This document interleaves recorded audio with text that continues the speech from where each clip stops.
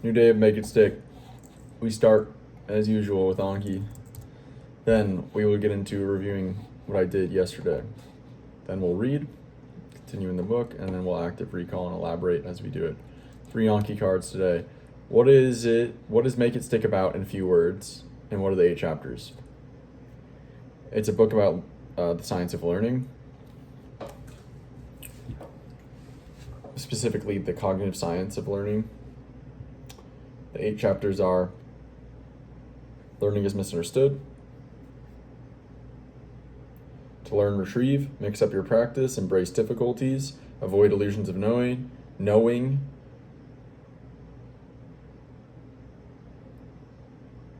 get beyond learning styles, increase your abilities, make it stick.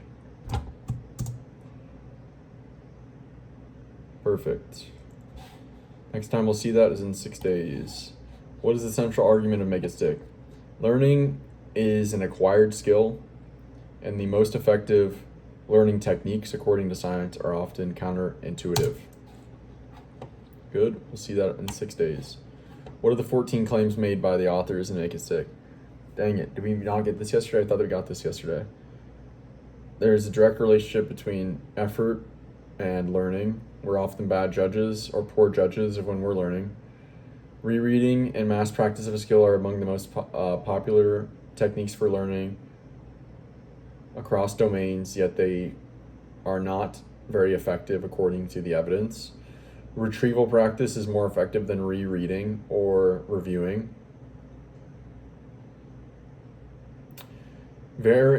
Spacing and interleaving retrieval practice makes it feel more difficult and can feel less productive, but that's exactly why it's more effective, because it's more effortful. 6. This one I always end up... Okay, 6. This is the error one, I think. Attempting a skill before learning the skill, even if you make errors, leads to better learning once you do learn the skill. 7 is that sticking with learning resources that are aligned with your preferred style, such as visual, audio, auditory, verbal, etc., does not actually increase learning. Instead, going broad and getting a mix of a lot of different types of learning resources, it does improve learning. 8. We are all susceptible to illusions of our abilities and our own assessments, whether that's positive or negative, thinking we can do more than we can, or we're better at than we are, or worse than we are. And testing helps to better calibrate and make more accurate assessments of our skills and abilities and knowledge. 9, the skill of being able to discriminate between what is the underlying differences between two similar things, is a skill that can be trained through varied and interleaved practice, and it's a skill that leads to better ability to discriminate and understand the difference and nuances of new things in similar domains in the future in novel situations. Is that 9 or... I think this is 10. The bigger picture you have, or the more connections you can make,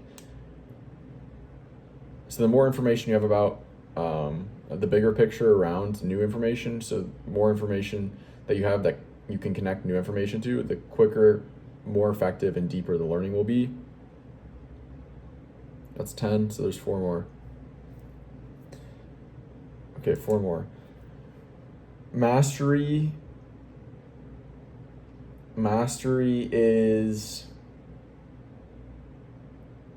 can be thought of as, or is often characteristic of mastery, is being able to discern the underlying principles and underlying infrastructure, the big picture, the big points, the deep principles. I'm forgetting on the words, but kind of you got the point of underlying principles of a subject or resource, being able to then create a mental model based on those underlying principles, and then connect that mental model to other mental models that you have. That's a characteristic of mastery. Learning physically changes the brain, and we can become smarter. There's no known limit to how much we can learn using elaboration. Dang it, dude. What's 14? Dude, I'm gonna be so pissed. I don't want to do this anymore. I mean, we have like half of the time. Dude, this is ridiculous. Maybe I just miscounted. What could I be missing? The elaboration one, yes, we got that. The illusions of knowing one, yes, we got that. The practicing, trying to attempt a skill and do it before leads to better learning. All right. Got 14. Got 13. Got 12. Got 11. All known. Oh my fucking. All learning requires previous learning. Fucking pissing me off.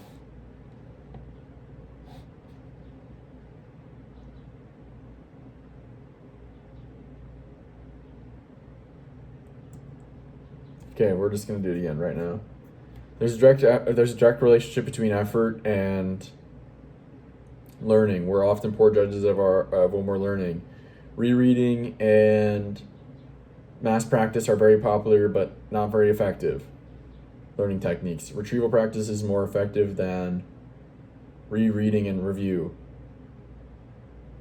Interleaved and spaced practice of retrieval practice is more difficult, and therefore it can feel like it's less productive, but it actually is more effective.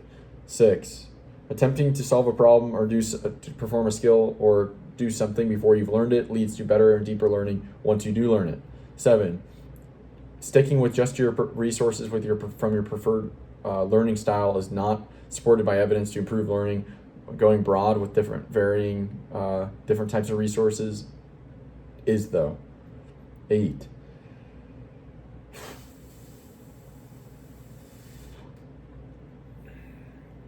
gosh dang it.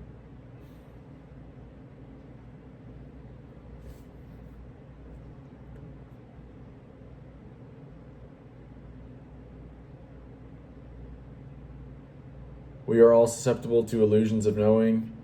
Testing can help better calibrate our assessments. 9,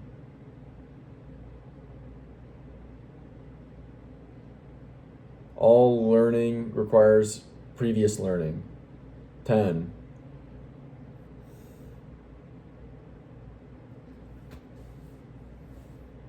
dude, now I've just lost count. There's no known amount we can learn without. No, there's no known limit to how much we can learn if we use elaboration.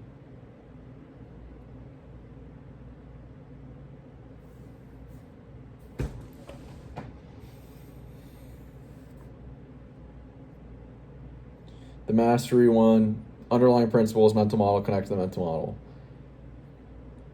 Bigger picture you have, more information you can connect new information to, better the learning. When learning physically changes the brain. When we learn new things, the brain physically changes, we can become smarter. Now I'm missing one again. Dude.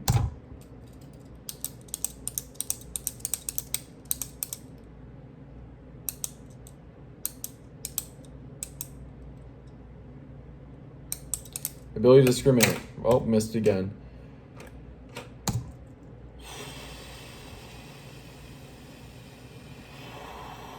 There's a direct relationship between effort and learning. We're often poor judges of when we're learning. Rereading and retrieval are very popular, but not very effective according to science. Retrieval practice is more effective than rereading and reviewing notes. Spaced interleave practice leads to more difficult and what can seem like less productive retrieval practice, but that's why it's more productive and leads to better learning. 6,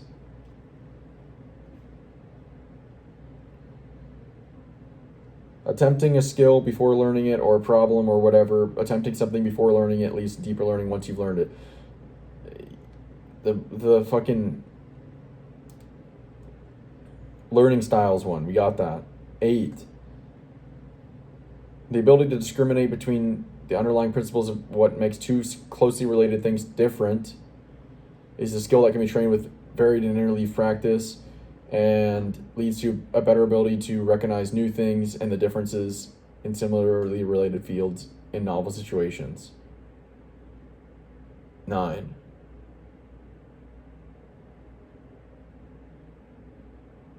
Dude, I'm losing my mind here.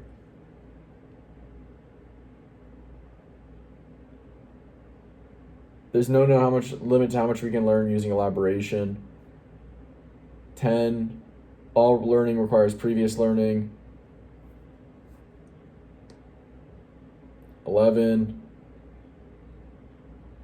Mastery 1. 12. Big picture connections 1. Learning smarter. Dude, I keep forgetting 1. I'm losing my mind here. Spending like hours trying to just memorize a 14 bullet points, pissing me off, dude.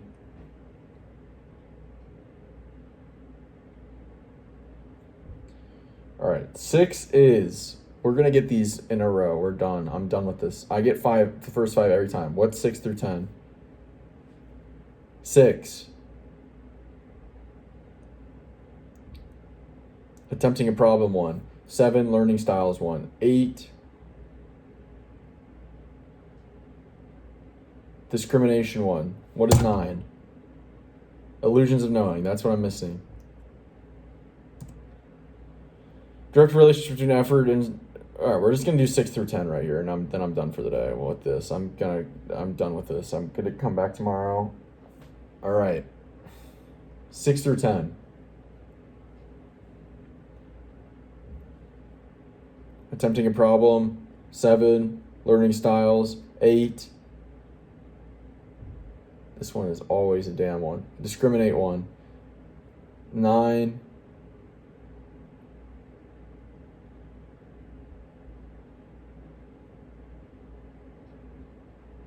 Illusions of knowing. 10. All learning requires previous learning. All right, that's it for today. I'm done with Donkey for right now. What do we look into yesterday? We're looking into a subsection called early evidence. I'm getting pissed off. That means what's good. That means we're learning. Early evidence. We looked at this experiment from 1960, Tolving, 1960 experiment about rereading. Was it about rereading? No.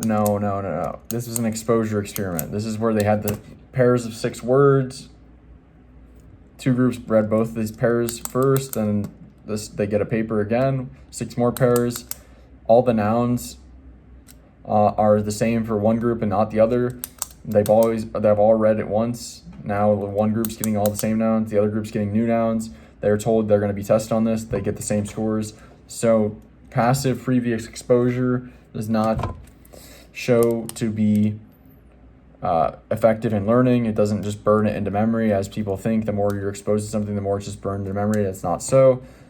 That experiment shows it. The authors said that multiple experiments have taken place since this 1960 experiment that have further shown that exposure through passive means, such as just sensory experience, like you get it into your field of view without you focusing on it, or just kind of passively reading, just words in your mind, in and out, doesn't seem to be effective at all for learning.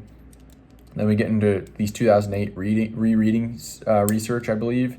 And the 2008 experiment showed that if you reread one group reads something once and another group reads something twice, or just reads it again, the same thing, once versus once and then rereads it again, this group performs better on a test immediately after they both read it, but actually there's no difference after a delayed test. They score the same in a delayed time period. Beyond that, if you read it once, and then this group reads it again after, and then they both have a delayed test, the one that read it with the spacing in between did have longer term improvements.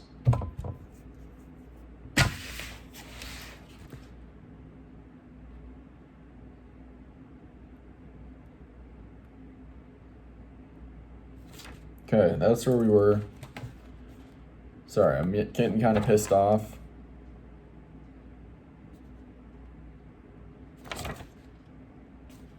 All right, we still got a couple minutes to be able to finish this section. I'm going to finish this early evidence section off. This is the 2008 Washington University, New Mexico, Washington U research on rereading. All right.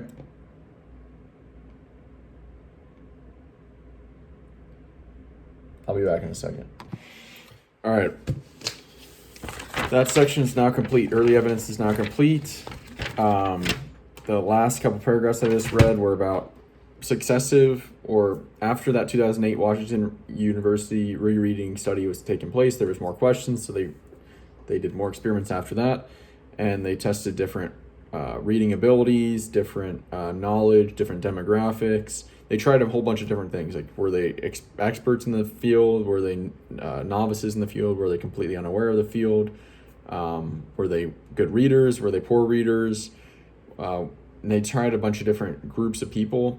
All of them showed that there is no difference in, demographic or group benefits from rereading in close succession. So basically, it sums up as rereading in close succession, meaning you read it and then you immediately read something again, has basically no long-term benefits. It may have a mild benefit for a test immediately after, but it's very time consuming. Like, you're literally spending 2 times the amount of time for basically no difference in long-term knowledge or learning. But there is benefit if you're going to reread. If you space it between extended amount of time, potentially hours to days to weeks. If you space it and you say you read it something once and then you come back and read it 5 days later, then there is potentially learning benefits. But and rereading in close succession has practically no benefits. It's very minimal compared to other way more effective techniques with less time needed to get better benefits with other techniques. So rereading in close succession, not worth it. The most beneficial or the most commonly used techniques for studying is rereading, highlighting, and underlining, and cramming. And these are all highly ineffective techniques for learning. All right. Next section is going to be about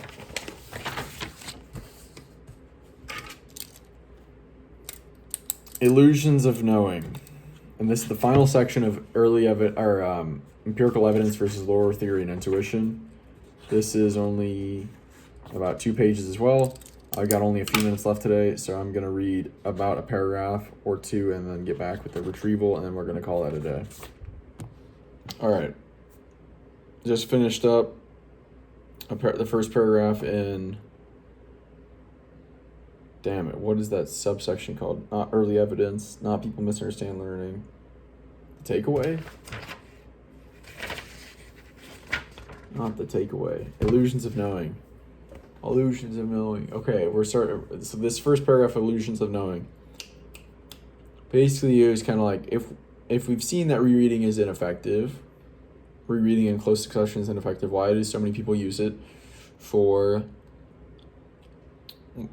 studying and learning, or attempting to learn? And the authors are kind of like, well, people could be getting bad advice, but also the more sinister one is that, like, rereading leads to more fluency, more familiarity, and it leads to an illusion like you're learning.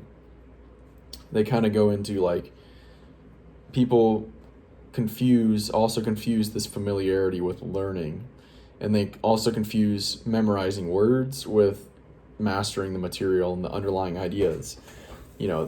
Mastering words, like being able to memorize and regurgitate what the lecture word for word was, or the definition word for word, or what the textbook said word for word. Even if you get to the point where you can memorize that stuff, that is so much different than mastering the material. This is shallow. This is context dependent. This doesn't lead to understanding. This doesn't necessarily lead to an ability to apply this knowledge. It's like straight memorization. Versus mastering a material, it's like you understand the significance and the context of the underlying ideas, why they're important, why they're being taught, how they're applied. You can apply them. You have an ability to apply them. and it's more dynamic and fluid.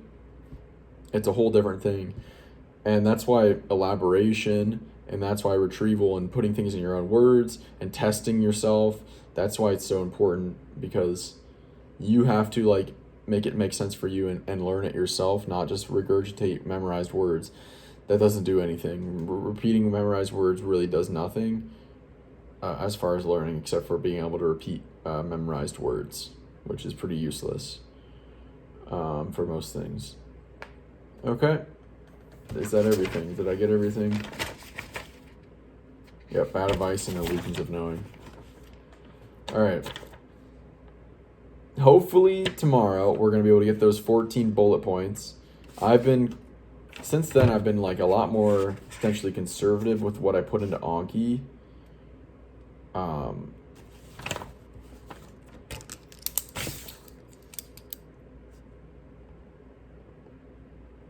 So I just read one of these questions. Why do the authors claim learning is misunderstood? Well, one of the reasons is because people confuse familiarity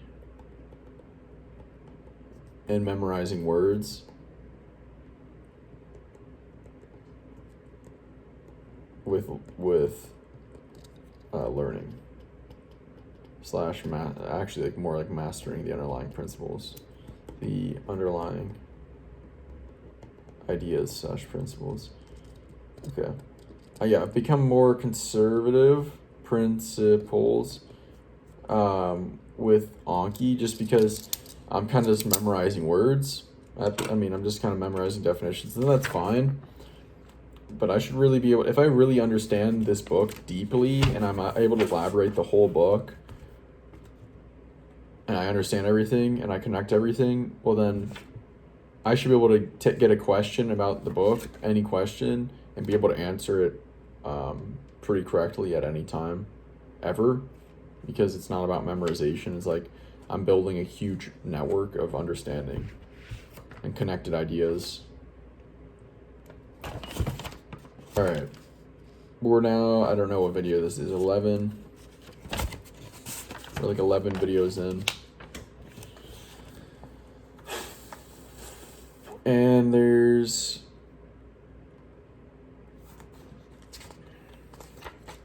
$250 pages. I'm on page 16. We're like maybe like 8% of the way, maybe 7. So, like I said, this video series might go to like 150 plus videos. But hopefully, by the time I've done 150 videos, just tens of hours of talking about and elaborating, connecting and retrieving these ideas and reviewing these ideas, then I should have this material mastered, and maybe I'll be able to connect with the authors and just to talk to them and make sure I've got a good understanding of the book, and also just like, I would love to connect with the authors, talk to them, get their advice on learning, potentially where they disagree with me with learning and my interpretations, maybe learn about what type of research they're doing. I would definitely consider doing this type of research for my career. It's definitely potential. I think these types of experiments are super valuable, but also super just fascinating. So, all right, that's it for today.